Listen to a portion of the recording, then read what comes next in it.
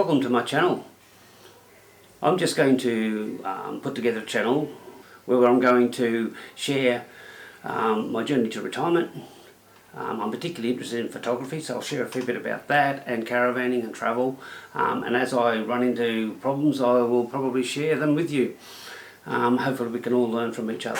I'm just going to share with you what I've done putting a inverter into my caravan. The caravan's 3 years old.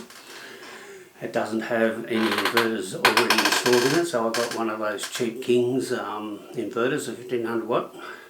I've installed it into the caravan, and I wanted to install it so that I could run a lead not into the caravan but into the main power socket that you would use in the caravan park, so that I have power coming through the power outlets within the caravan.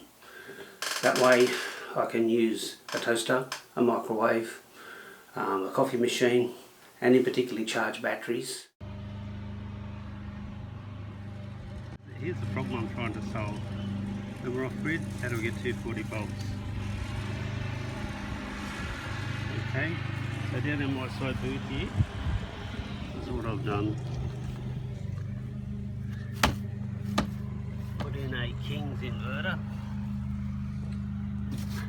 and I have an extension lead, and I've got this thing, which is an RVD, residual voltage device. Apparently it makes things safe. So when I plug this lead into there, I'm able to convert what's in these batteries here, which I've connected up with 32mm wire, which is hard to see. I then run the cables up through the bottom to the rear of the unit, seal that off of course. Now the interesting thing about the King's inverter is where this white cable goes in, you'll notice there is a jack. That's for a remote control switch to turn this on and off, so I don't have to come out of the caravan each morning to turn it on or off. So what I've done is I've rigged up a remote switch using a phone cable. I run that inside through the bottom into a cabinet. I'll go inside and I'll show you that now.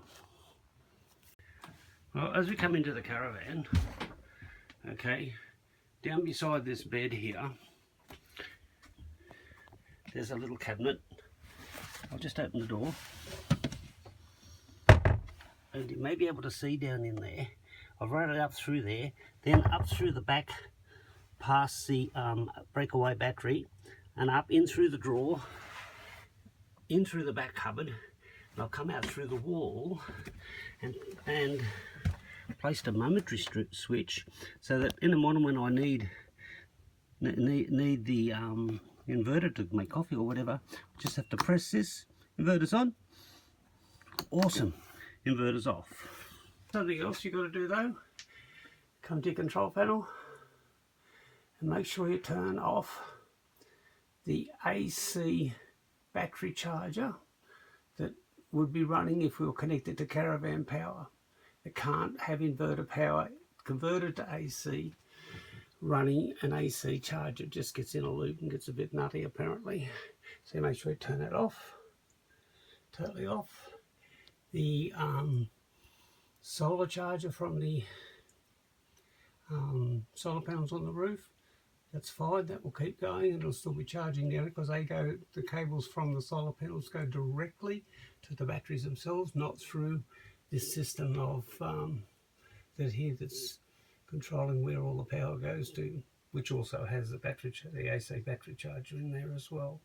Then a couple of things we have to just to make sure, just bear with me while I pan this, is to make sure, and I turn off the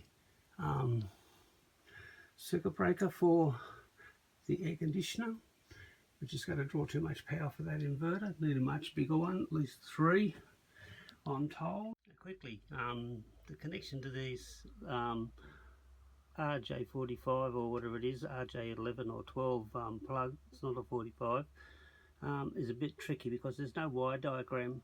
So basically what you have to do is plug this into,